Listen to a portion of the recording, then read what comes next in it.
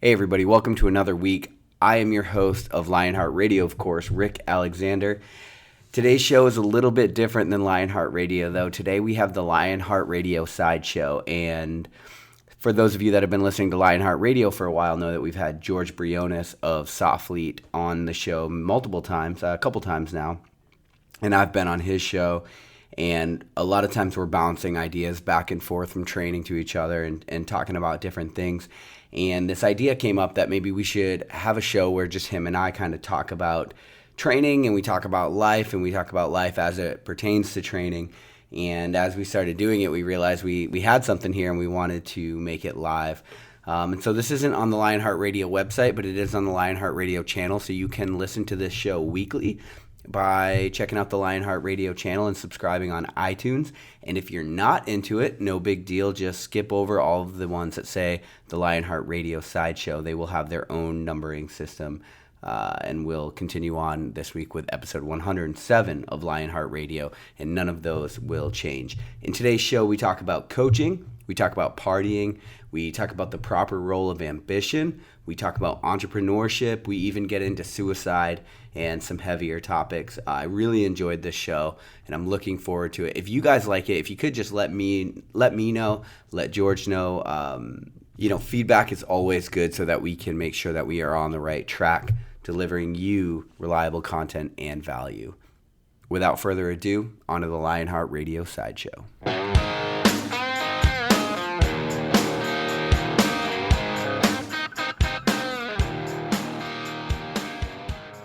Fuck, I forgot my train of thought. Just going with that. Well, let's do that. Let's kick this show off and let's start talking about continuing edge for athletes and coaches. So she actually was talking a lot about she does a lot of DNS, so dynamic neurological stretching and movement work. So the whole PRI type thing she's done.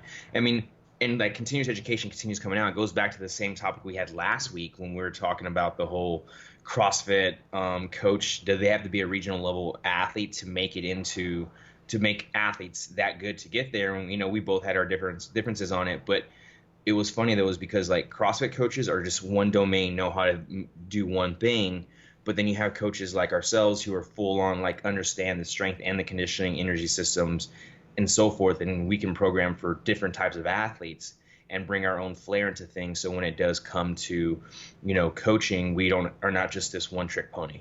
Right.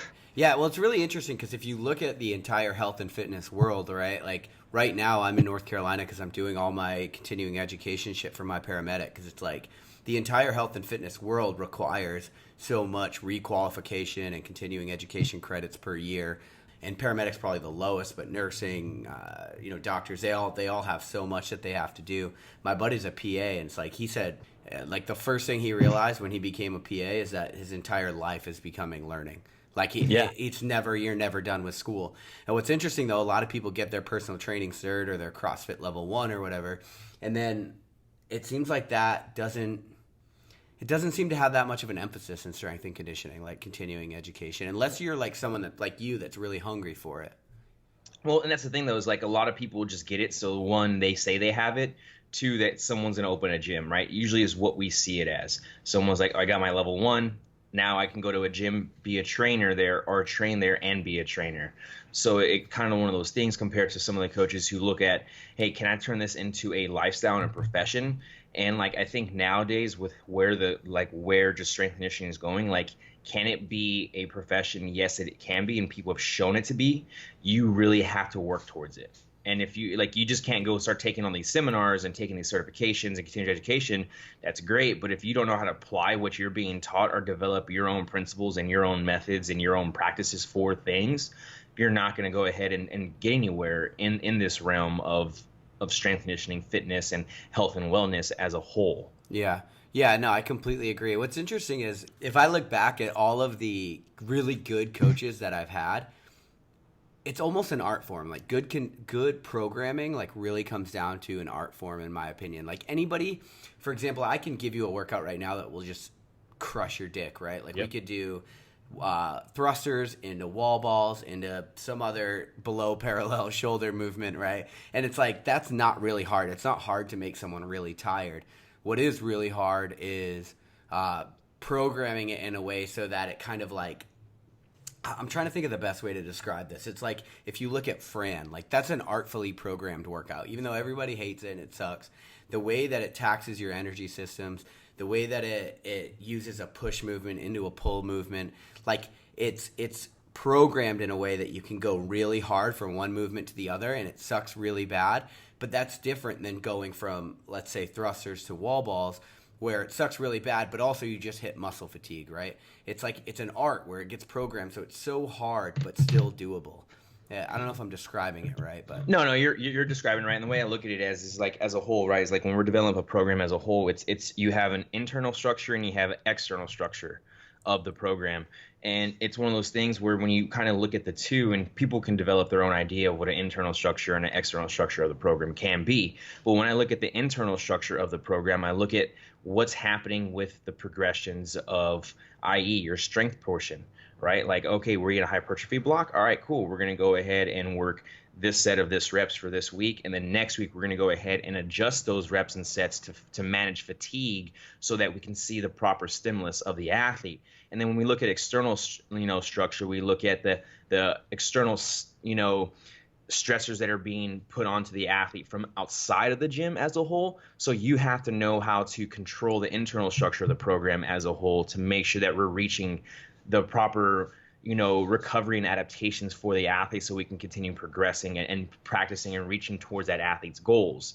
And then going to go back to the same thing where you said it's an art form. And it's one thing that I actually really emphasize a lot whenever I talk about programming. And I think it comes from my past and being an artist. I used to do a lot of painting. I used to do a lot of coloring. I used to tattoo a little bit of my time frame. All my homies in the Marine Corps knew that I tattooed a few people back in the day. Did you? I'm sorry Nice. about that. Oh, dude, it was so bad. But I used to draw, and I used to enjoy drawing, and I painted really well. I have a family that's very artistic. So the kind of way I explain when I look at programming is, right, it's like every color that you have, every paintbrush that you have and whatever canvas you're developing, we're looking at this end goal of it. But with every color we pick and every color we blend and every stroke of that brush that we put into this art, we're developing this masterpiece that we created that had no goal, no objective, to all of a sudden we visualize what we need to see, and we develop this goal that we actually started visualizing just through the work of our hand. And it's the same way we look at programming, right? When I can look at programming now, it's like, all right, I have this white spreadsheet or I have my paper. And from here now, I got to go ahead and put movements that are going to go ahead and correlate to the athlete's goals and weaknesses. And then we have to put rep sets in there and everything else like that. It's just like painting. By the time I'm done with that, 4-week block, 8-week block, and then that 12-week block, all the way through, I have this masterpiece that has multiple internal structures into it that's going to go ahead and let me follow along the weeks with my athletes, and I can control the internal stressors that are happening from this program with pairing it with the external structure or stressors that are happening to manage those two. And I think a lot of coaches miss that point. They miss what point? Where they don't use the internal programming in order to account for what this external stress that athletes are under. Exactly. Or even vice versa, right? They have or they don't even understand the differences between internal and external structure or the stressors of what's going on from their programming and what's going on outside of the programming, where an athlete lives 20 hours outside of the gym, right? Your higher level athletes are training 4 hours a day probably. Split those in 2 sessions. We got people like ourselves where we go out and run for an hour and a half to 2 hours, and everything else is based around training, right? And I'm going to use an example, dude. Jim Walmsley, who's one of the top ultra runners right now in the United States. He's getting ready to go run Western States next week, and he did a podcast with NZ Elite, the Hoka podcast or whatever else they have out. Okay. And he actually said this really cool. He was like, one thing that I've learned with that's different from ultra running and all the other sports that I've competed in was that even though I'm looking at running and my programming as an internal structure, and he didn't say internal structure, but this is how I conveyed it. He's like, it automatically makes all my other things around me that much better, right? And he's like, I'm able to now focus on how I'm sleeping, focus on how I'm eating, focus on, just prioritizing my life as a whole. Which was really, really cool for him to say that, because I made a post a couple of days ago talking about how running an ultra has actually helped me become better at just life in general, to manage things and actually compartmentalize it and have a priority. So it's one of those things where I go back to this whole internal and external structure of a program and how a coach should see it, is being able to understand that the program should convey with the lifestyle of that athlete at the end of the day. Again, that's my opinion, right? And like what I've been taught and what I learned and what I see now from experiences. But that's kind of the simplest way I can kind of explain that as a whole when we look at being an artist who paints and puts out these masterpieces, right? Yeah. It's just kind of what it is. Yeah, no, I think that's a genius analogy, actually, a great way to look at it. What I'm wondering, and I think this is something that you've been really good at, is like figuring out different ways to speak to these external stressors in the programming. I've definitely had coaches in the past. I won't throw anybody under the bus, but I remember I was training a lot for CrossFit, and I remember talking to him, and I'm like, I had this going on at work, and we were doing a lot of stuff, carrying the boats and running and shit like that. And I remember talking to him, and I'm like, dude, my shoulders are just fucking crushed every day. And he had me doing a ton of shoulder stability work and whatever. I remember talking to him, and he's like, well, man, based on where you want to get, you just got to do the work. And I was like, okay, man. So I just went in there and I blew out both shoulders. And like, that's not on him, that's on me. But it's just this idea of like, I wish I had just spoke for that. Like, dude, you're doing so much shoulders at work. Like, you don't need to do it. But, and it's a communication thing. But I'm wondering, like, how do you go about starting to do that for an athlete? Well, that's funny you asked that too, man, is because I just had a conversation with a couple of buddies of mine. I'm not going to say their name just to keep it just whatever else. We had a conversation about there's some really good coaches who program for remote athletes all the time. And, the question was, he was super pissed about having an athlete who just wanted pure volume, but who was in chronic pain. And I deal with that a lot of times. It's funny, is like I always say, is like I don't get high level athletes. I get athletes who are kind of like in pain, who need lifestyle changes, and I kind of help them with that. And then from there, if they understand the process, we can go further with it.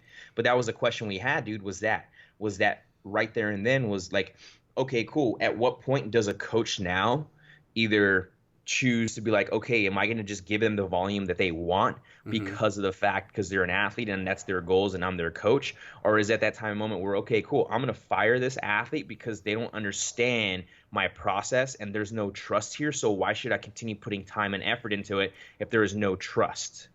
Right? So it's like, if the coach is like, okay, I'm going to go and give you all the volume, like, is that wrong of the coach, or is it because they're doing it for a financial backing? Right. And they don't really care for the well-being of that athlete. And at the end of the day, it comes down to what that coach's goals are, right? Like, is this just a moneymaker for me, or is this something that's going to provide some kind of value for me at the end of the day, so I'm continue making people better because that's what I want to do? And I feel like there's two different types of coaches. We have those kind of coaches that you mentioned, where I'm just going to give you pure volume, to where, we got coaches like myself and people that I know who will go ahead and be like, look, if you're not going to follow along with what we're doing and trust in this plan, and it's my job to convey and continue the buy-in at all times, then maybe it's good for you to go to someone else, and we're just not a best fit. Yeah. And I think there's a problem with that. Yeah, I mean, and some of the problem is I did buy in. I was like, okay, well, this guy's produced a bunch of games athletes, so fucking I'm gonna do what he says, and so that it's a difficult relationship to try to manage. I mean, like, there's just so many moving parts. Like, you're not, and that's an interesting thing too. Like, if you look back, personal trainers, like, you go to like Bally's and 24 hours and these bullshit fitness places, it's like people pay $30 an hour and they get this personal trainer and they get them for that hour, and then maybe they don't have enough money, so they don't go back, for a while. But it's like, when we talk about like what you're doing or a little bit of what I'm doing, it's like you're like owning, these people are giving you something that is like super precious, which is their fucking vitality, right? Like, this is their life force, and you have a chance to either do something really awesome with that or really shitty. And that's something I think a lot of coaches kind of miss the mark on. They don't take necessarily take the responsibility for what they're doing to their athletes, because it's like, you have the option to make this person's life like really great if you can account for these external stressors, and you can make programming something that doesn't crush them throughout, something that they don't do and then they're fucked for the rest of the day because it was so hard. And those are all the different things that it seems like don't get talked about that much in coaching these days. No, and it's not, dude. It's funny you say it, because, again, like, we're not saying that it's all about the programming for the athlete to make it to that level, right? Like, you have to talk about genetics, you have to talk about that lifestyle of the athlete, what they're doing, and their willpower. It's a whole spectrum. but you only have 2% of that, is what I like to say. You only have 2% of everything else. And like, if you're only going to give them 1% and they're not, and you know that you have another percent to give, then why aren't you? Then you're doing a disservice to that athlete. So it's one of those things. Is like, all right, cool. Like, I have to understand and know, right? These are like, well, coaches too. Like, there's really good coaches out there. We see them all over the place that understand this, where they're like, okay, cool. I need to know how the athlete's sleeping. I need to know how the athlete's eating. I need to know what the athlete's relationship's like at home. What is, if it's a female athlete, like what's their menstrual cycle? You know, all these kinds of things. If it's a male athlete, like knowing like when they're trying to push and when they're not, all those kinds of things. The same thing though, it's not about coaching the athlete. It's now about educating the athlete of how to live a healthier lifestyle, not just in the gym, but outside of it. So for instance, if I was to walk away from the athlete was like, hey, I'm good. You know that you gave them something. You just gave them a piece, right? You helped them become 1% better. Yeah. Right. Of that 2% you were giving them, because that's what they took from being with you however minutes long or whatever else. But you gave them and you educated them, because at the end of the day, that's where we are educators. I'm especially like for myself, I'm an educator. Like, I just want to educate my athletes to make sure that they understand what's going on. Yeah. Before this, when I was a buds instructor, you know, like I would get these students because I was at Indoc. So we got 200 students every 8 weeks, and you know, most of them are not going to, 75% of them are not going to make it. And I remember this guy, one of the mentors I had, I talked to him and I was like, I was kind of down because I'm like, you know, how do you put all of you into this kid that you know, like, probably isn't going to make it anyway? And he's like, yeah, but you're like missing the point, man. Like, are you trying to make like really good operators, or should these people leave and just be great humans because they interacted with you? And that's like kind of a mentality that I've tried to take to coaching. I've tried to take to everything. It's like, this relationship's not going to go, it might not go any kind of distance, and it might, but either way, and if everybody that leaves your presence should leave being a better human than when they started. And I think if you just shoot for that, like, both parties are always going to leave better. Yeah, especially, or you're going to continue moving forward with the athlete in the realm of being able to do that. Yeah.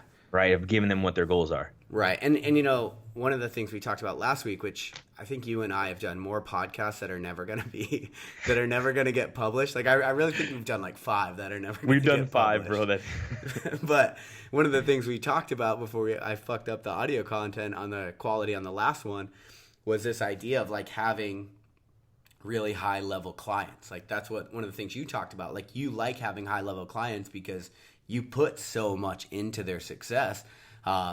And it's like, it's a hard thing to differentiate. Well, that's the funny thing too, though, is like, it's a different enjoyment and a different stimulus for me with working with a high level athlete and working with a newer athlete, right? Like, being able to see the small things like that like 0.1% in the higher athlete of their skill and of their movement and of their power output and their aerobic system, and just getting better in that realm is really, really gratifying due to the fact of it takes longer for those athletes now to develop all those skills across the board. But when we look at the lower skill athletes who are new, I love enjoying working with them also due to the fact that we see these huge beginner gains that people talk about, right? But you now, as the coach who are programming for them, you can control this spike from being not good to being a semi-decent athlete. But unfortunately, what happens, a lot of athletes that come into the CrossFit realm or come into sports in general, they go from 0 to this decent athlete right away. But then it takes them now 4 or 5 years to go ahead and get to that next level due to the facts of how fast they got somewhere, because they probably missed a lot of things going up to that realm. And then all of a sudden now they have to backtrack and work on all the things they missed, compared to a coach who knows that and now can throw into this realm of pretty much a rolling hill is what I like to call it, right? Just a rolling hill of progress. So you hit a high skill and you come down, or not a high skill, but you hit an achievement and you come down a little bit. You hit another achievement and you come down to where this is going across a linear progression to where you see the athletes, you know, their progress never really stops compared to someone who is new, who just goes straight for it because they just wanted to just, instead of practicing the things they needed to practice. Yeah. You know, I think I was thinking about this yesterday randomly enough, but I think the people that are doing the best I think the people that get the biggest gains in life, like the people that really seem to move from bottom left to top right in the graph, like it's just the long term. Like, if you were to like kind of bring the scale down on that graph and you were to look at their progress, like, it would be so chaotic and up and down and up and down. But it's like, I was thinking about that the other day. It's like, well, how do I ensure that I'm always moving toward that top right, even when I'm having, even when you're having bad days, even when you're going through times, like I was just sick for a complete week, like we were just talking about. I couldn't train at all. I couldn't even do like normal life shit, let alone go for a run or lift. It's like, how do I ensure that I'm always going toward that top right? You know what I mean? And that's where it comes down to where, we talked about the internal structure and the external structure of understanding of like the athlete and everything else around it, and ourselves too, right? Like, and let's be real here, like you literally went out for a weekend and partied all 3 days really, really hard. Whoa. And then why are you coming at me like that? Well, because we're being real here, right? Like, let's be real here, right? Like, if I was to go out and party for 3 days hard and come back the next day and throw a 15-mile run in like someone did, right? And then all of a sudden, I'm probably going to go ahead and be down in the count for how long? Yeah. No, I did it to myself. It was the perfect storm. I think I got sick right as I ran my immune system into the ground. Exactly. But the thing is, though, is like no one else controlled that but you. And like at the end of the day, as educators, we have to educate them and being like, look, I've been here and done that. If you're going to go in and party all weekend, well, guess what your next week's going to be like? You know what I'm saying? Dude, I've never regretted anything more. This whole fucking week when I couldn't train, I couldn't do anything. Like I had to cancel all my podcasts for the week. Like it was total useless. I was just like, I can't tell you how much I fucking regret doing that. Like it's cool to go, like it's cool to live that. I'm not telling no one not to go out and rage for 3 or 4 days, like, but like be smart about it on the back end, right? Or just like if you're gonna go push that hard, be smart on the back end. Which, for instance, like, I'll use myself for example. I'm not fucking perfect, guys, so nowhere near it. And I had a 13-mile run with 55K invert on Sunday. It was 6.5 hours out. And then the next day I ended up doing a 10-mile run with 15 to 1,600 feet elevation gain. Nothing crazy. And then Tuesday I came out and I was supposed to do a tempo 12-mile run. No juice. It was probably one of the hardest things I've done. And then yesterday I had only 5 miles. But the thing is, though, is like what I ended up doing, I noticed how much I was going to be doing the next 4 days. I was literally asleep by 9:30 every single night. And I think I ate every single like thing I saw and just focused on recovery and mobility. Because I'll tell you what, in the past couple of weeks or like 5-6 weeks ago, when I would do that, I was just trying to push super hard and I dug myself into the hole where I got food poisoning and I got a bad fever and everything else like that. And I was messed up. But again, though, it's learning from our own experiences, right? So like for you to learn that, like, better, but you're like, I'm having fun, like whatever. Like, who cares if we use ourselves as examples? But that's what it is, right? Right. So sorry for throwing you on the bus, homie, but I just had to use that as an example because it was a perfect time and perfect example that right there and then, and being like, bro, like that's an example of like you control that, like, yeah. But again, like I said. And I think a lot of people like are just thinking that everyone's Superman, and realistically, no one's not. Right. Yeah. I mean, you know what happened is, dude, I went to regionals for 3 days, and I didn't do one fitness activity while at regionals. I just drank with this like whole house of people for 3 days, and I got home, and I know how badly I get hungover, so I was like, not this time, life. And so I fucking went for a 15-mile run the next morning when I woke up. And then I went to work. I started getting tired again at the end of work, so I went to the gym and I did a CrossFit workout. And, like, I have no resources in the tank right now. Like, I've got nothing to go on. I'm just, like, pure, fuck you, I'm doing it. And I woke up the next day and it was over, dude. I got so sick, and I will not do it again. But it's funny though, is like everyone, and again, right, and it's funny is like, I don't know if anybody knows, like I'm going back to school to take my bachelor's in sports psychology, and the class I'm taking right now is critical thinking, and we have to do a presentation on perception as reality. And right there and then, right, like everyone sees social media and like what we do for a living, and like everyone sees a perception of us like living a happy, healthy life, and like we don't party and we don't drink and we don't do drugs and we don't do any of that stuff and we don't go to Mexico and have fun, like right. Like, but the reality is like all those things have happened in our life period, and like we still make mistakes just like everyone else does, and no one's perfect, right? And we talk about the vulnerability of doing that, like that's all it is, right? For people to be like, oh shit, like yeah, that's okay, cool, like hell yeah, Rick had a good time this weekend. Yeah, I think Bonnie Schroeder, the power lifter, she like saw one of my pictures and just wrote like living your best life for sure. I was like, yeah, wow. But the thing is though, is like, but that's perception, right? Everyone sees something, but the reality is that. Yeah.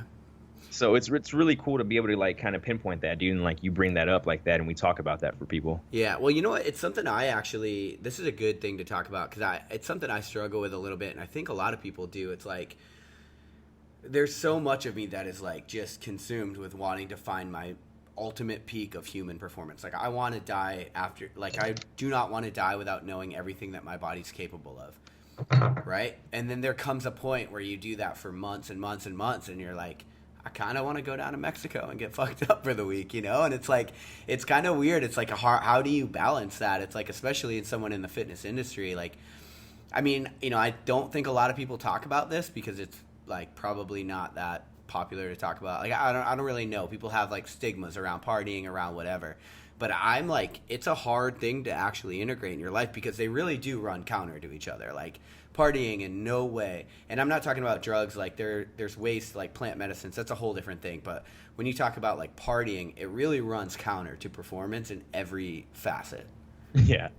Well, and that's funny though. Is like when we can go ahead and use, I'll go ahead and use CrossFit again, right? We keep using CrossFit because that's one of those things where everyone goes so hard, but then they party really hard. Yeah, also. it's built into the lifestyle in CrossFit. It's and we talk about that, right? It's like, okay, cool, but again, they do those stints where they train for the Open, for instance, right? All right, it's January. I'm not going to party until after the Open. I'm going to go as hard as I can for the next 3.5, 4 months, and then once that last Open workout's over, I'm going to go. Especially for those who don't like go to regionals, but like their life is the Open, so like that's what it is. They don't drink, they don't do anything, they sleep, they eat properly, and all of a sudden now that weekend of the Open's over, and guess what happens? Oh, I know. I was partying with them on Sunday. Right? Like that's one of those things, right? And you also see it in the endurance realm. We do see it there also, right? Like, hey, I'm going to go super hard for the next 3 months because I have a race coming up. All right, cool. After that race now, then it's game over. We even see it with food. Like, we don't want to talk about like alcohol and, you know, all the good stuff, but let's talk about food though in general. Mm-hmm. How many people go on a diet for 3 to 4 months for a certain goal of theirs, and then once that goal is accomplished and completed, how hard do they go next? Oh, it's like the thing, right? Like get a summer body, then wreck it all summer long. Exactly, right? So It's just one of those things where it's like, is it counterintuitive? Yes, but are we human? Yes. Do we live in a society where that is enjoyable and that is acceptable and that is fun and that is how people get out and socialize? Yeah. Yeah, and to be clear, that's like my one time this year. You just happen to call it out in front of a whole bunch of people, but like, you know, I'm somebody. So I figured people could notice. Right. Well, I'm somebody that like I'm not good at drinking. Like as far as like, you know, I've got friends that really don't get hungover, and so even though it still affects their performance, they don't like notice it as much. Like for me, I actually get hungover, so. You know, for really long periods, like I'm getting ready to announce a huge run that I'm going to do at the end of the summer.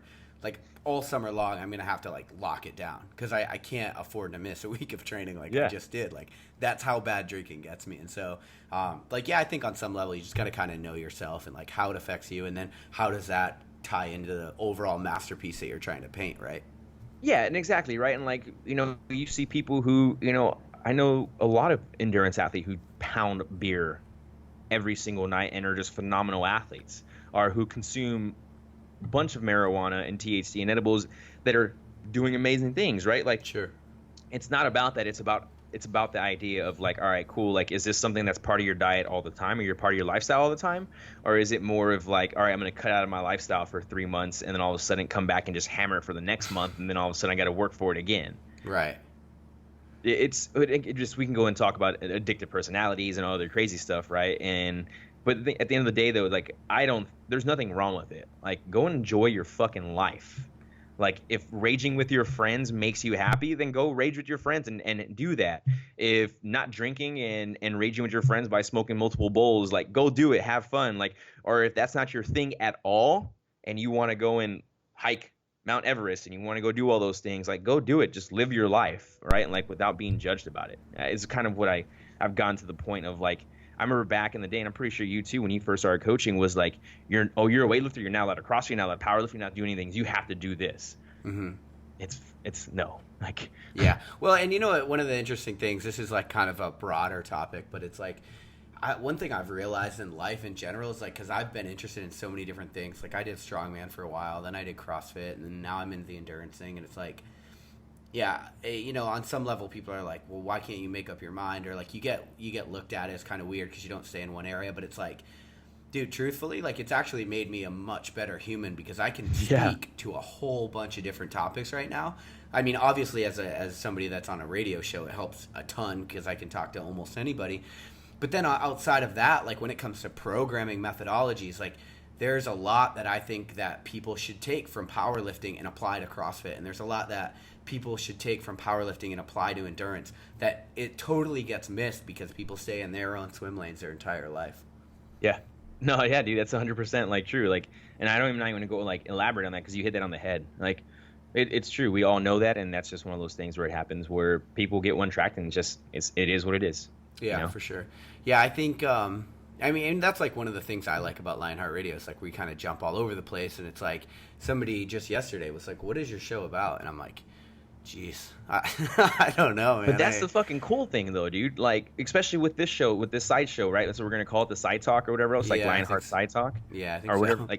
Like, it's pretty much me and you coming on here, and if we want to have other people jump on, and it's just going to be a conversation of just and you know what, dude, and like I think a lot of people enjoy that because of the fact like, oh yeah, these guys are talking real shit, like this is real life. Yeah, well, I think that's important, man. I think it's important that we talk about life as it pertains to training and not like just training all the time because nobody's fucking life is just training all the time. And if it is, your life kind of starts to suck after a while. Like I've done that before myself a shitload of times. Like your life has to be more than that. And so, like we talked about, like we recorded an episode last week, which probably isn't going to come out, but in it we talked about like this need to balance your personal life with your training life, right? Like you and I both kind of talked about these stories where we got so focused on a training goal that we let so many other things fall to the wayside that really just weren't that important in the long run, and it took something like really gnarly. Like, do you want to go back down that road?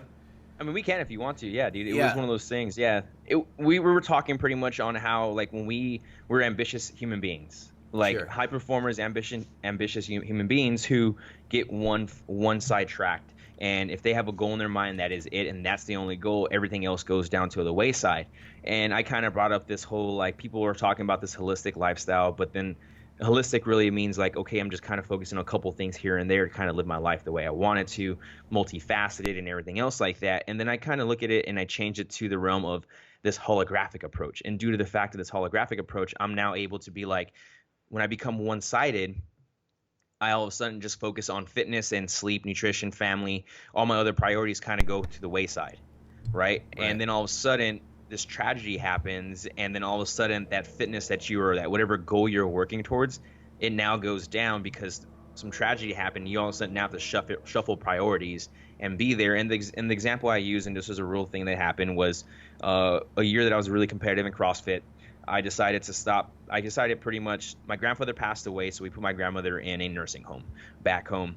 And once that happened, it kind of got into the season of, all right, off-season, preseason, getting ready for trying to qualify for regionals the following year. And it kind of went to the point to where throughout that whole year, I really didn't talk to much family, didn't talk to her, my grandmother at all. She would call a couple of times. I would talk to her maybe for 5 minutes, but nothing really serious. Didn't see her for a full year. I flew back home to see her because I got hurt actually in a workout of the Open in that year. We ended up flying back home to visit her and surprise her, and 4 days later I was burying my grandmother, who I hadn't seen in a full year. And it, like we talked about in the last show, and like we started not gonna post it, but we shouldn't be letting tragedy dictate like where our priorities are. We should be letting our happiness dictate where our priorities are, in a realm of like, all right, what makes you truly happy, right? Like, I know my priority is being the best father possible. Everything else underneath that are sub-purposes or sub-priorities to that.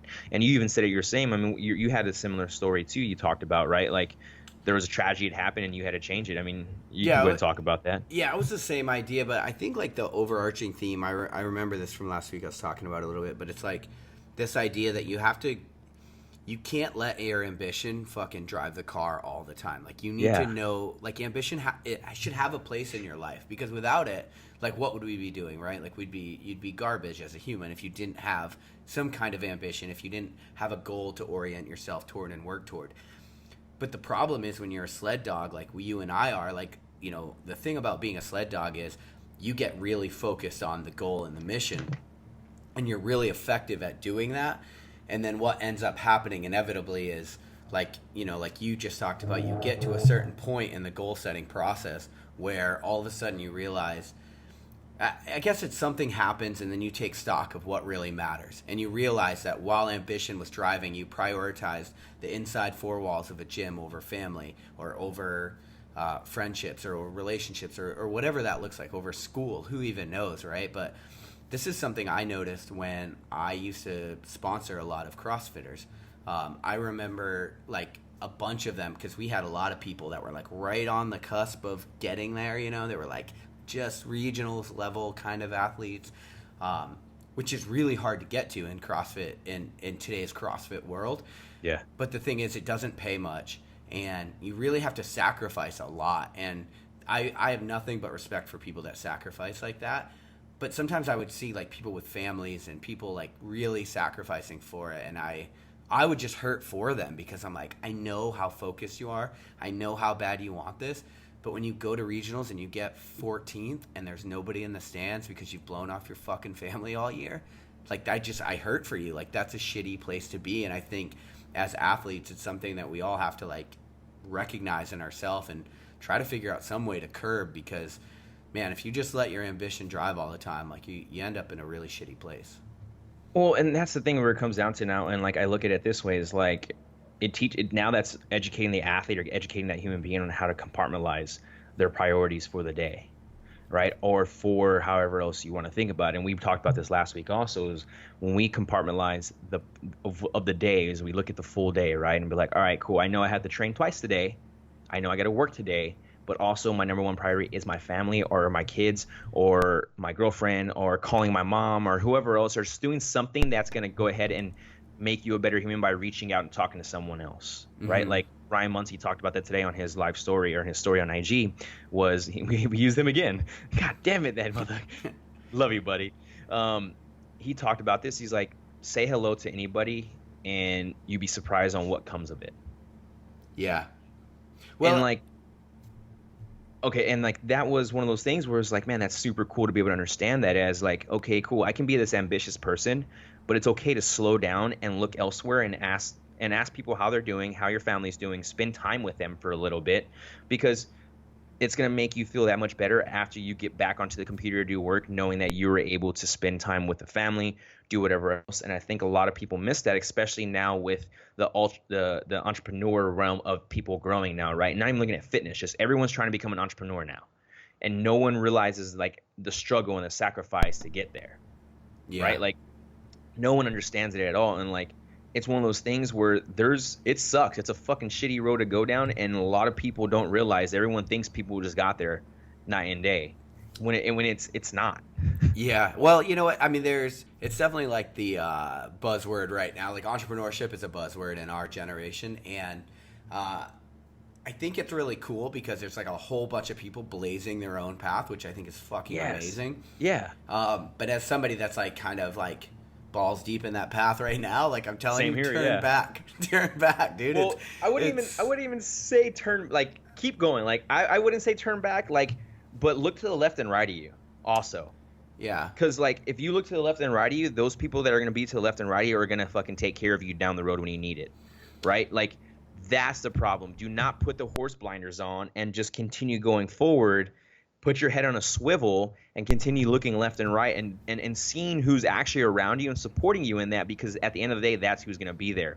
And a lot of ambitious people who do that, you'll see their circles very small. And then those who don't do that, their circle's really big. And that sounds very counterintuitive because of the fact of, okay, why, like, well, if I'm looking left and right, I feel like there'll be more people around. But no, you're looking left and right, or you're looking all the time with your head up while you're on this path. You get to control who comes into your life and who's going to help continue moving you forward. When you go ahead and move that path of being ambitious and have the blinders on, you now have no control of who's watching you and what you're doing, right? And now from there, all of a sudden, you have negative impact, you have positive impact, you have people who are just there to gossip, you have all those kinds of things.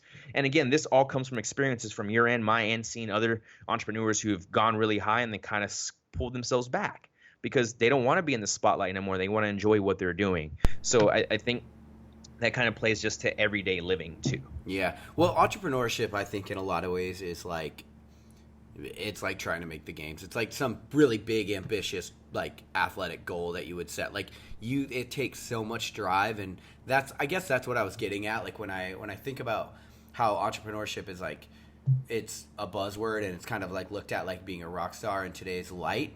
What they're not understanding, it's really not that fucking cool. Yeah, right. Well, they're not understanding all of the like struggle behind the scenes. I guess that's what I was getting at.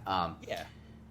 But yeah, man, I think like it's hard to balance because I was just thinking about this like this morning because I spend so much time on my friggin' computer because like not only are all my businesses on my computer, but I'm also like trying to be a writer, so I'm writing a new book, and it's like, man, I'm not talking to humans right now. Like I'm literally staring at this screen and I miss talking to humans. Like luckily I still have the military, so I have that like camaraderie during the day and a lot of things that I do. But I take a shitload of time off to work on this stuff now because I'm getting out, and that's like one of the things that I'm trying to figure out, like how am I going to correct for this? Because humans just need, I know I need human interaction, right? Yeah, and I guess that's one of those things where you can look at it as, or even like same here, like I mean I work behind the computer all the time, and the human interaction I do have with people is either through the computer, text with people, or text message. Yeah. I have, I'm super lucky to have support that I can sit here and talk and have really good conversations and stuff like that. But the thing is, though, is like it's really hard to say that, man. And that's unfortunate that's where society is going, right? Is all virtual. Yeah, as a whole, like we are becoming, but we're becoming very disconnected. It feels like because of it. Yeah, and we saw that whole like the Dr. Andy Gapin and Brian McKenzie and those guys put that book out, Unplugged, and talked about it, right? And like it's made some awareness and people are starting to understand it. But I think what we're missing though is the communication you have with somebody, of having not just communication but also having critical thinking skills. Because I feel like if you don't have proper communication, you're not able to convey what you're thinking, even if you're a critical thinker. And I learned that, I've learned that with working for Softly, right? Like when I write emails, yeah, I have to write I have the email that I have, and I've gotten better at it, right? And all that good stuff, but I've had to learn how to convey through email on a communication realm of my critical thinking instead of having it the old way of what it was. Mm-hmm. Yeah. Go for it, I'm sorry. No, I just think what's interesting is like, everybody is kind of becoming adept to new forms of communication. I mean, like I've probably had a whole bunch of conversations in the last week that didn't consist of that much more than emojis and like a couple words, and we basically knew what we were saying. But I think like what's interesting is if you look at society as a whole, the fact that we're becoming more adept to technological conversations, you got to wonder, like, how is that affecting us? Like, I mean, because there's a lot of things that are rising, right? Suicide rate is rising like crazy. Depression rates are rising like crazy. And it's like, well, I don't know. I mean, is that part of it? Like, probably. I don't know. That's the thing, right? Like we talked about this. We talked about when did we talk? Last week, right? We talked right after the podcast we did but we talked about all the suicides that are happening, not just on the veteran realm, but happening in the celebrity realm. And all of a sudden now, like, the celebrity realm of suicide happening that people are killing themselves, all of a sudden now people are trying to promote and push awareness of suicide, where suicide's been around forever, right? Yeah. Like we look at a lot of people who have schizophrenia and depression, anxiety, we have PTSD and all those things, where this has been around for a while, guys. Like just because your favorite artist or your favorite cook or whoever else all of a sudden offs themselves, mm-hmm. Well, oh my God, what did you do to help them? Yeah, and you know what's interesting is this is probably going to be a super unpopular opinion, but like, all right, so we're just off the back of Anthony Bourdain killing himself, and that's kind of what we were referencing last week. But I look, and all of these people post a meme that says like, if you know somebody that's going through trouble, reach out, and it's like, dude, all of you fucks are just trying to make yourself feel better by posting a meme when the reality is right now you have a friend that is struggling so bad you couldn't imagine, but your face is so fucking buried in your phone that you don't even understand it. And I know that's probably not a popular opinion, but it just like that seems to be the reality. It's like we're so disconnected. We make ourselves feel better when we post a meme or some bullshit. But at the end of the day, like, there's real people in the world that are struggling right now. And it's like, I don't know, for some reason it just seems like we're growing more and more disconnected.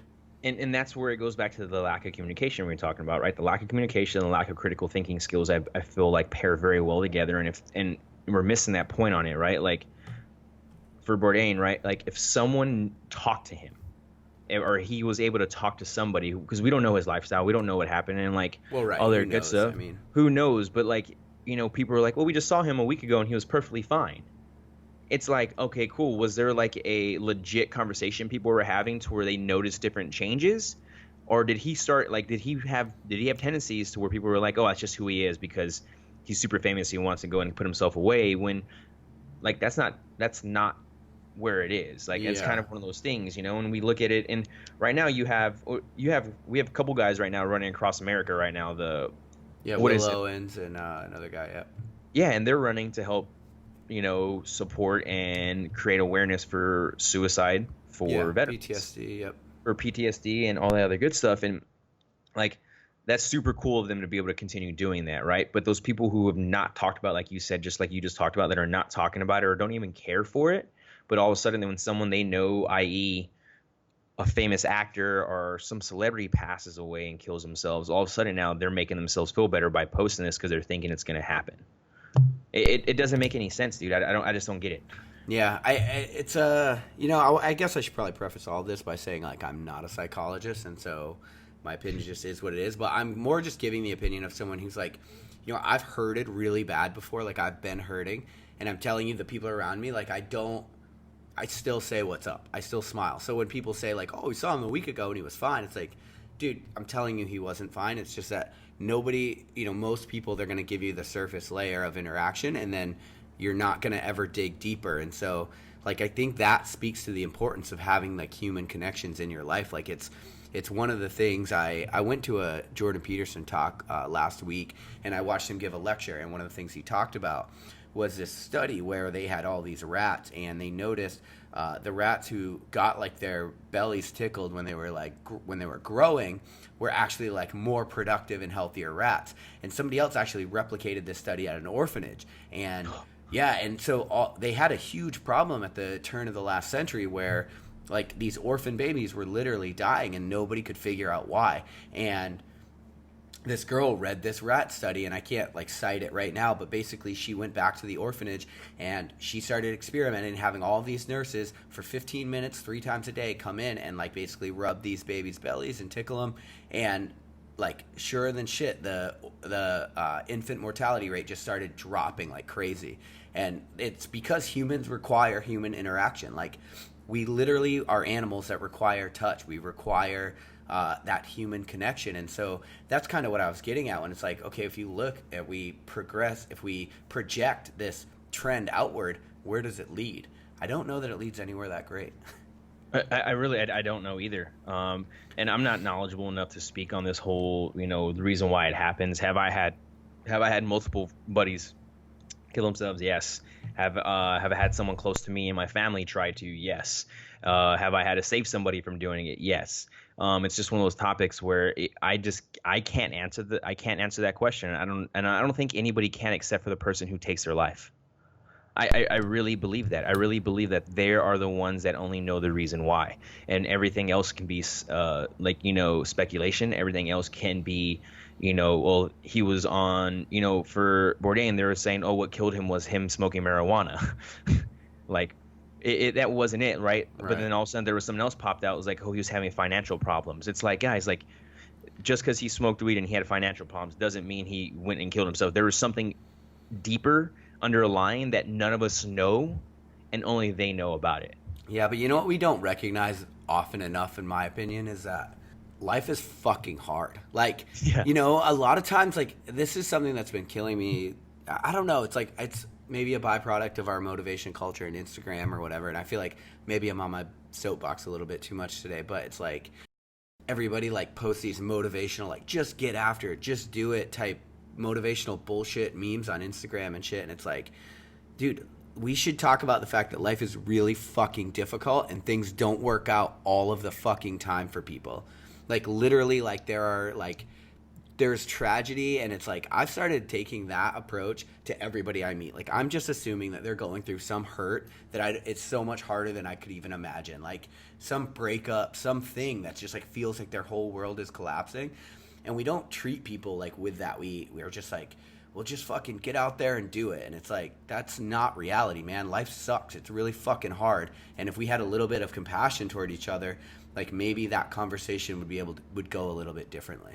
I think a lot of people miss the mark on having empathy towards another human being. I feel like they don't get it towards them, so they don't rely it back.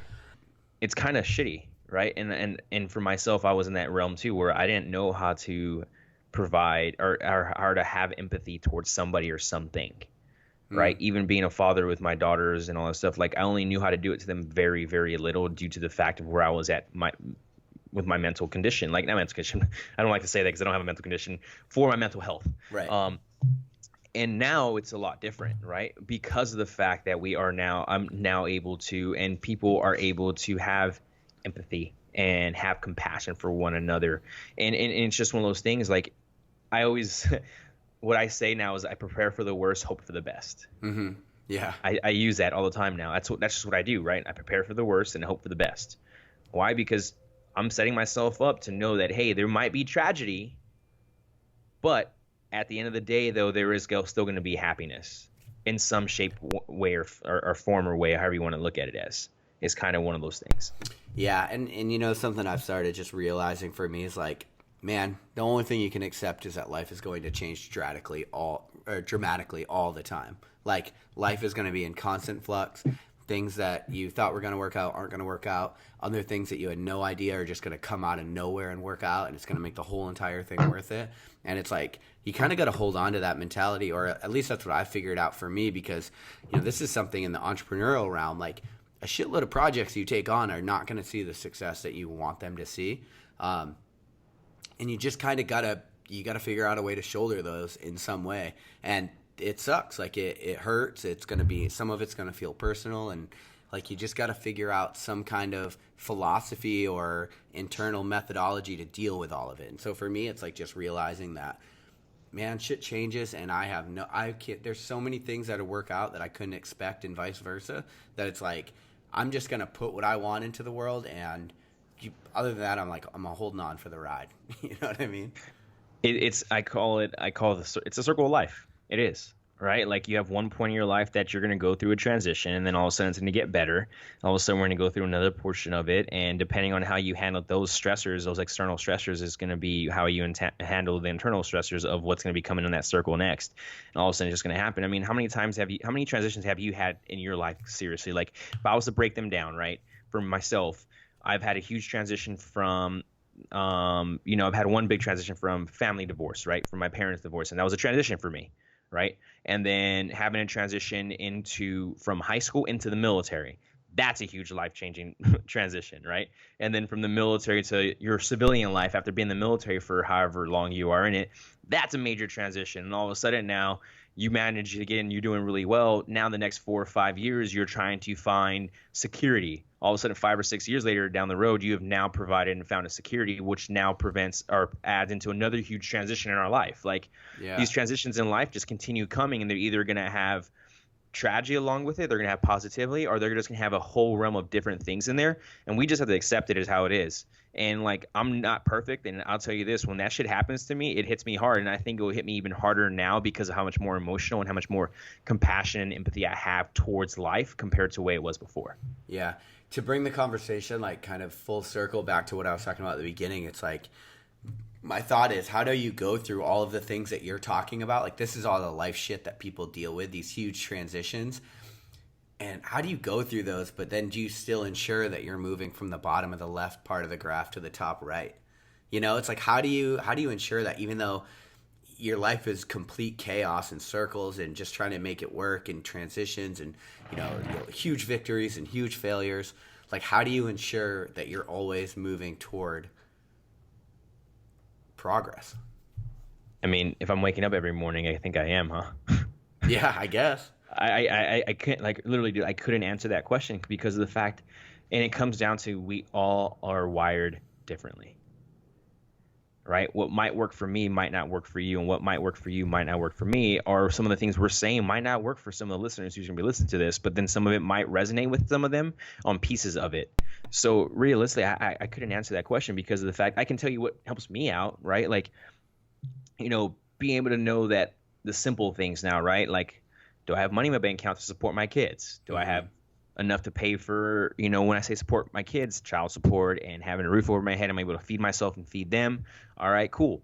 If that's being produced at the lowest level of progress, then I'm happy. Right. Everything else on top of that is going to be extra.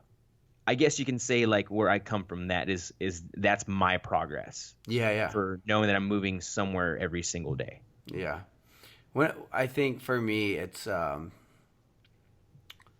looking at how do you react to all of those different situations so that when you go into the next one, you carry an attitude that, like, helps you transcend. So this is just the theory that I'm working on. It might be complete bullshit, but to transcend something, you have to learn from what just happened, right? You have to take what was good, leave what was bad, what didn't serve you, the parts of you that didn't serve you, and then move into that next situation. And so I think on some level, it's like you just mentioned, like, somehow throughout all those transitions, you didn't become closed off, which is something that happens to people all the time. Like, you go through breakups. That's something I just struggled with hard. It's like, how do I not become really closed off? And, like, you just want to be like, fuck you to everybody because you're so mad or bitter or sad or whatever it is. But it's like, you can't, then you're not progressing, in my opinion. It's like the way that you transcend is you look at that entire situation, whatever chaos, whatever shitstorm just happened. You look at all the parts, look at what went wrong, what didn't work for you, what didn't serve you, what did work, and then take those things that did work and then still be open to the next possibility in life. And I think for me, like, that's the only way to progress.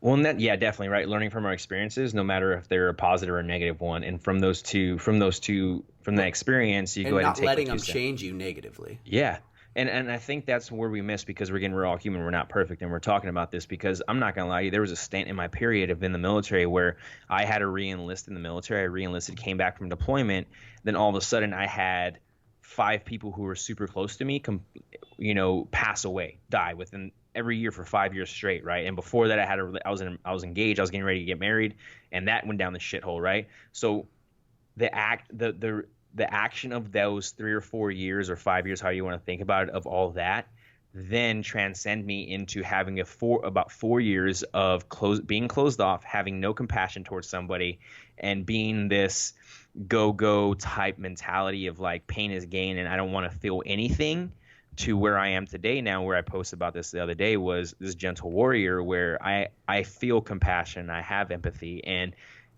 I learn from those mistakes. And I know that if that was to happen again to me, because it is life and we do have tragedy happen, I know now that it's not going to go ahead and close me off, but it's going to be okay. I've been through this in the previous years. I saw what happened to it after it happened, because we know with the action, there's a reaction. So going into that, I think that's where you can hit the head on that, man, is the fact of, we do see that happen, but now that you've kind of gone around this circle multiple times or through transitions multiple times, you now know how to make it easier to go through that transition. And again, every transition is not going to be easy, but you can manage the stress of those transitions a little bit better than the previous time you going through something like you talked about, so that when you do transcend, you transcend into that aspect of, look who I am today. Right. And you take all the best parts and, like, but you have to fight for it. Like, I mean, oh yeah, when people are dying around you, like what you just mentioned, like, yeah, I mean, dude, yeah, you have to fight to not let that change you in a very negative way. And it's hard. It is hard. And the way that life is like, you are doing one thing at 1 second, and then the very next moment, a piece of information comes to the surface. Somebody cheated on you. Somebody died. Somebody is leaving. It doesn't matter. Somebody's in the hospital. Like, that is the way that life is. Like, it's a moment, and then your entire fucking life is different. And you have to fight super hard to not let that change you in the worst way. But I think if you can, man, there is a way it does get better, right? It always gets better. And I think if you can take what you learn from that experience, apply it to whatever comes next, that's the only way to make sure you're moving in the right direction. Yeah. And I think I'm using. I have a. It's funny we're talking about this now, dude, because this is a perfect show of progress for me as a human being with compassion, having empathy. Again, like we talked about, having like my dad passed away when deployment came back, and then my step-grandmother passed away after I came back from deployment. A couple buddies passed away in that deployment from other units, and then I had my best friend pass away, then I had my grandpa, and then I had my grandmother, right, all back to back. And every single time I got a call from home was because of the fact of some kind of tragedy happened. So for 4 years, dude, and I did, like for 4 years, because it just hit me this week, because I realized that. But for 4 years, I was afraid to answer phone calls from home. For 4 years, I was afraid to answer phone calls from home because, one, every time someone called me from home, some kind of tragedy happened. It was bad. And it scarred me. Right, like you want to talk having like I had trauma from that 5 years of all that happened, because funny thing is, my best friend, really close with his parents, like we grew up and everything else. Like I'm the second, like I call his mom my mom also. Haven't heard from her about a year, because we usually talk on his birthday. Well, I didn't hear from her this year, but she called me again just this week, and I was like, I didn't answer at first. I was busy doing something, but I listened to the voicemail right away instead of like leaving it alone. And it was because they're coming out here for vacation next week, and they wanted to see me and link up and everything else like that. And I was like, that's awesome. Like, but it shows right there that I was like okay from the past, however many years ago that happened, to where I was okay to be able to open the phone and being like, oh, it's Mama Diane. Like, what's going on, Mom? Like, how you doing? Right? Like, making sure everything's good. And like, she's like, all she wanted to let me know was she was coming out here to California to come see me, or not come see me, but coming out here for family. And she wanted me to come meet up with them and see them. Right. And like, that's an example of showing progress, because the old me would have not called back, or wouldn't have answered or listened to the voicemail. Yeah. Because I was afraid of what was going to be on the other line. Yeah. Yeah. That's it. That's it. Exactly. Right. Like, so if you're asking like transcending, I've transcended into something different, into something better, to having compassion, have empathy towards something, and understanding that. So you're on that, you nailed on the head, man. And wherever you're going with that theory, it does work. And it's, again, theory, science and theory is all just an opinion, right? Pretty much it's just a proven opinion. So I think you can gather enough research behind that, dude, to go ahead and give you some solid arguments on it. Yeah, right. Well, I mean, I'm just fighting it out somewhere in the middle, So we're gonna start doing this show like weekly, essentially, and we'll put them out like at the beginning of the week. But the Lionheart kicker is obviously the question that I ask at the end of all of the normal Lionheart Radio episodes. But I said for this show, like, where I'm gonna make up a new question throughout the conversation, and then we're gonna ask it at the very end, and that's gonna be the kicker for this, and it's gonna be completely different. Kind of like that one show, Whose Line Is It Anyway, where the points don't matter and we make up the winner at the end. It's like that. So today's Lionheart kicker is, when do you feel the most alive? Oh man, that's awesome, dude, because that goes back now to our, like, having compassion towards something or someone, and having empathy, right?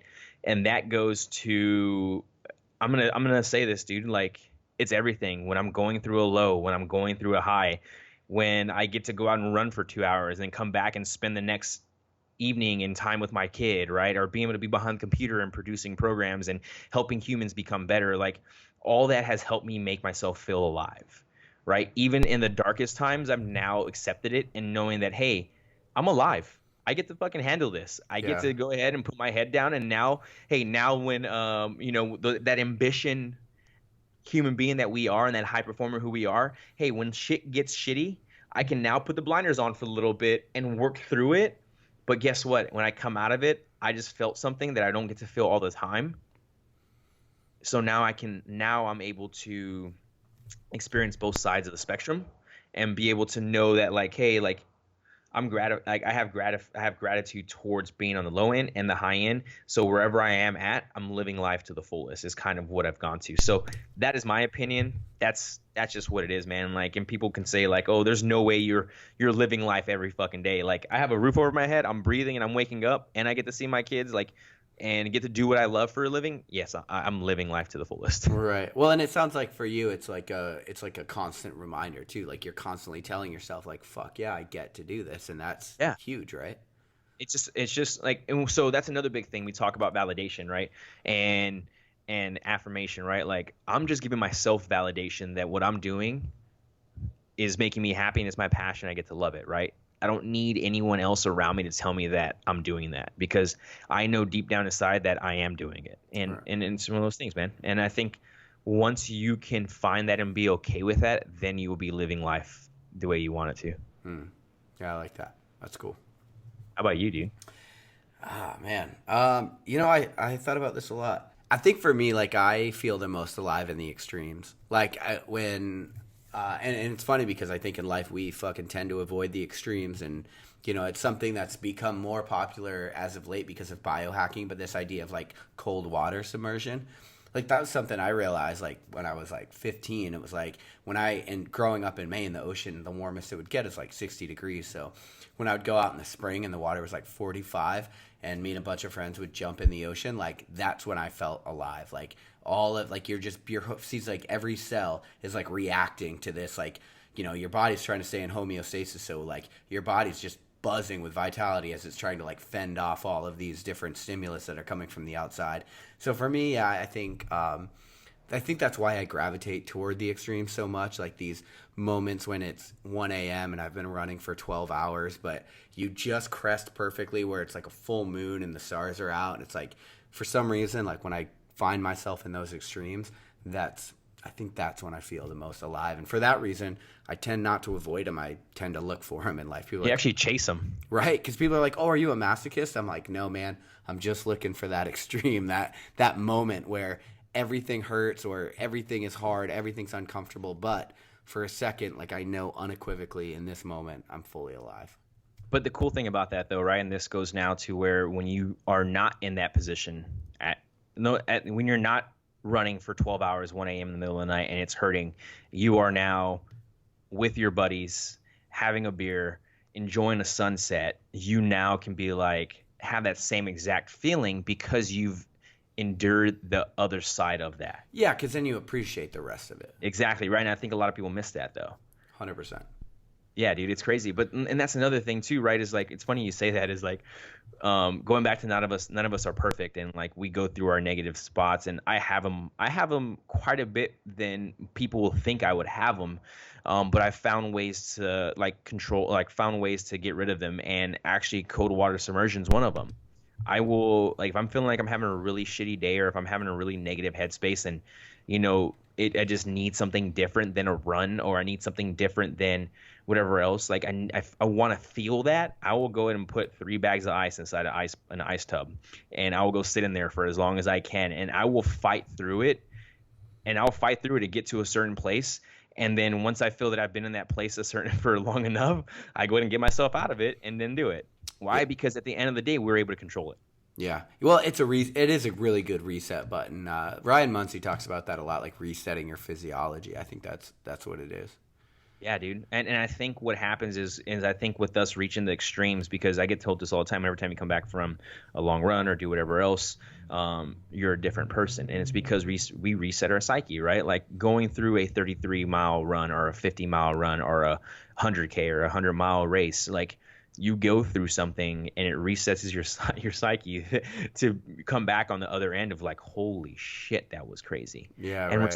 we're starting to see this nowadays, man. I start seeing it a lot. We'll talk about a lot of guys nowadays are looking for that extreme, and I think it's really fucking cool, dude. Like I was watching Red Bull TV the other day or yesterday evening, and dude, you have guys now when they're used to boulder V15s and whatever else, like 2-3 feet off the floor, dudes are now climbing highliners. And like they call it highballing bouldering, where they're climbing V15s for like 30-40 feet off the ground. No ropes, nothing, just crash pads. And dudes are chasing it, and they'll talk about it. They're talking about it, and they're saying like, when I get to a certain height on that climb, everything just goes quiet around me, and it just goes fucking just quiet. I don't even realize where I'm at, and it's just, I'm in this pain because I'm trying to hold on to this. I'm trying to hold on to this rock where I know if I let go, I could possibly die. Like, it's the same extreme talking about when you're on a mountain with 100 miles in or 200, like 80 miles in on top of this mountain at 2 a.m. in the morning, and you have to go still another 20 miles and your legs are hurting, you want to fall asleep, you're sleeping and running at the same time. You go into this state of survival mode that a lot of people do not experience anymore. And all of a sudden now when you get back from it, you're just like, whoa, that was awesome. Yeah, and I think on some level too, like what it sounds like some of these dudes are going through is like they've reached that flow state, you know, Yeah. and that's another time where I truly feel alive. It's like when you reach that flow state, I listened to a psychologist describe it really well, and I probably can't do it as well. But a flow state happens when there's enough of you anchored in what you know, but then there's a part of you that's reaching out into chaos and exploring a frontier that you've never explored before. And that's like what's happening with them, right? Like when they're climbing, like climbing is something they know and understand, but there comes a point where the route gets so hard and it gets so high where you're like, you have to kind of reach into a frontier of the unknown and just hope that hold is there. And that happens, that happens with surfing, it happens with biking. Oh, it's that, I think, is what makes life worth it, honestly. no, you hit that on the head, dude. That was spot on. That is the unknown, right? Like, I'm gonna go ahead and continue walking forward to this unknown, and whatever happens, happens. Yeah. I'm preparing for the worst and hoping for the best out of this. I like right? it. Like, that's exactly what it is, dude. That's what I kind of look at it as now, right? It's like, that's legit, dude. Like you said, you nailed it on the head, man. That was fucking perfect, because it goes into everything you think about. A lot of people are comfortable not going into the unknown, and they're okay with their life, but tapping into the unknown, once in a while for people, I think, would make society a better fucking place. Yeah, completely agree. All right, we'll end it there. George, thanks for joining me tonight. Thanks, buddy. Thanks for having a late night coffee talk with you. Thanks, guys. Thanks for listening to LionHeart Radio. I hope that the information from today's show will make you fitter, happier, and healthier. For the show notes of this episode and every episode, head to www.lionheartrad.io. Yep, just like LionHeart Radio.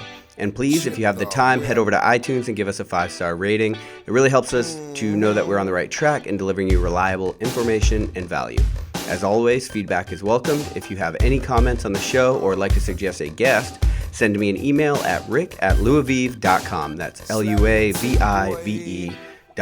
Thanks for your support, and we will see you next time. Bitch, I feel good. Don't I look stupendous? My shine is so endless, and shit you can do to end this. Even when I'm dead, niggas still gon' bump that chip shit. Coke, white, Escalade on cinches for you dipshit. So you won't forget this. Midwest nigga be the coldest. Cleveland is